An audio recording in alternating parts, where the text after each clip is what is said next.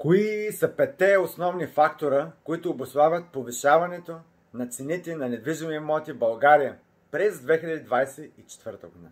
На първо място е повишеното търсене. Огромен интерес към недвижими имоти с цел инвестиция поради стабилност. 10 години продължава вече растежа и актив, в който много хора вярват. Второто е ограничено предлагане.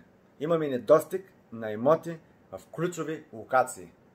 Следващия фактор е икономическа стабилност. От гледна точка растеж на доходите и задържане на инфлацията или стабилна инфлация през последната една година.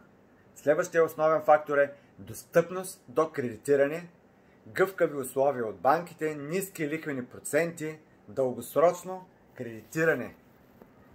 При тези основни фактори продължава растежа на цените на жилища.